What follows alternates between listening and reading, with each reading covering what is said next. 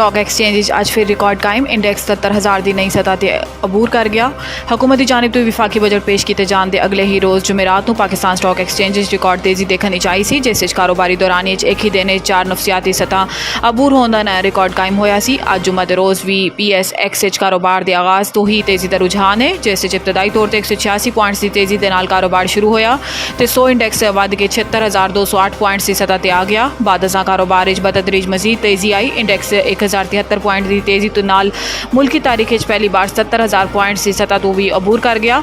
Stock exchange record तेज़ी के नतीजे KSE 100 इंडेक्स वध के 77,281 पॉइंट्स की नई बुलंद तरीन सतह पर पहुँच चुका है।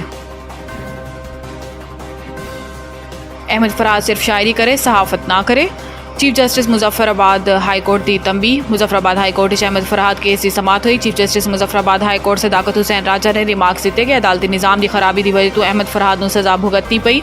अजकल के जज भी सियासतदाना की तरह मीडिया तो देखते हैं कि अज मीडिया ते मेरी खबर चली है कि नहीं, फिर तासुर दिता जाता है कि आज़ाद कश्मीर का अदालती निज़ाम मुझे का खेज़ है। आज़ाद कश्मीर एक छोटी सी रियासत है तो साडा अपना अदालती निज़ाम है। Chief justice Muzaffarabad high court ने अहमद फरहाद की फैमिली को तंबी की कि तुसीं अपने शोहर को समझाओ कि वह बेशक अपनी शायरी के जरिए जज्बात का इजहार करन, लेकिन अहमद फराज सिर्फ शायरी करन, सहाफत ना करन।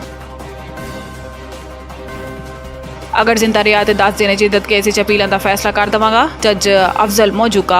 इस्लामाबाद की डिस्ट्रिक्ट सैशन कोर्ट के जज अफजल मौजूका ने इमरान खान के बुशरा बीबी की इद्दत केस की सज़ा के खिलाफ अपीलों जल्द समात लिए मुकर्रर करन ते सज़ा की मुअत्तली की दरखास्तों से समात की। जिस सिलसिले बुशरा बीबी के वकील उस्मान रियाजगुल अदालत पेश होए, जिन्होंने इस्लामाबाद हाई कोर्ट का तहरीरी फैसला पेश किया। बुशरा बीबी के वकील ने इस्तदा की कि डायरेक्शन आ चुकी है, कल ही रख लवो।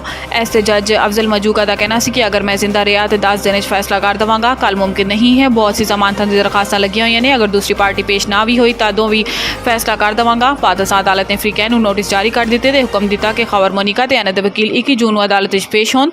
आदम पेशी की सूरत रिकॉर्ड देख के फैसला कर दिता जाएगा।